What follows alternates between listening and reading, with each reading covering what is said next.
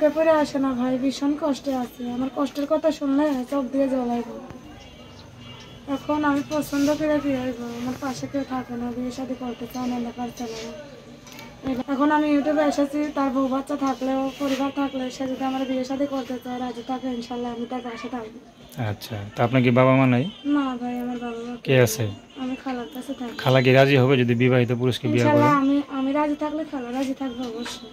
বিবাহিত ছেলেরা যদি বিয়ে শাদী করে সুখে থাকা চায় তাহলে আমার। দর্শক, আপনাদের প্রীতি ও শুভেচ্ছা জানিয়ে শুরু করছে আমাদের আজকের প্রতিবেদন। তো দর্শক, দেখতেই পাচ্ছেন আমাদের সামনে এক আপু দাঁড়িয়ে আছে, আমরা তার গল্পটা শুনবো, জানবো আপু কেন আমাদের ইউটিউবের মাঝে আসলেন, তিনি কি বলতে চান। আপু আসসালামু আলাইকুম।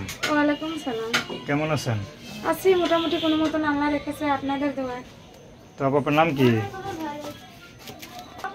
আমার নাম হয়েছে সাথী। খুব সুন্দর নাম। সাথী আপু থাকেন কোথায়? সাথী হয়েছে যশোর কালীগঞ্জ।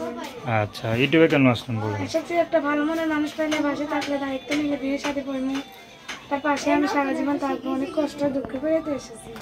আচ্ছা, সবাই তো দুঃখ কষ্ট পড়েই আসে। আমার মতো আর দুঃখে পৃথিবীতে কেউ নেই। আচ্ছা, ভীষণ কষ্ট।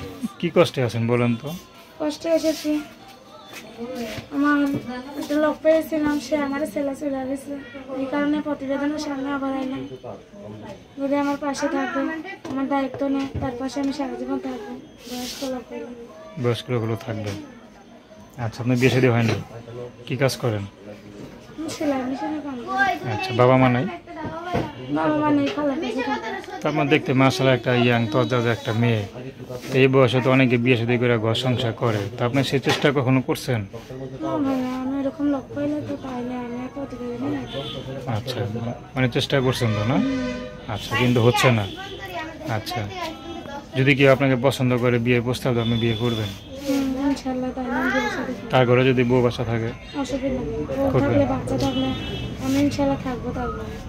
আচ্ছা, তো দর্শক, আপনারা সাথী আপুর কথা শুনলেন, তো তার নাম্বারটি স্ক্রিনে দেওয়া আছে। তো দর্শক, প্রেম ভালোবাসা সাহায্য সহযোগিতা বিয়ে শাদী করে একান্ত আপনাদের ব্যক্তিগত ব্যাপার। তো আসুন আমরা 5 ওয়াক্ত নামাজ পড়ি, সর্বদা দেশের সেবা করি। সাথী আবার কিছু বলবেন? বলার কোনো ভাইরা কেউ খারাপ কমে দিও না, ভালো সুন্দর করে আমার লগে কথা কইয়া ইনশাল্লাহ তার পাশে আমি সারা জীবন থাকবো।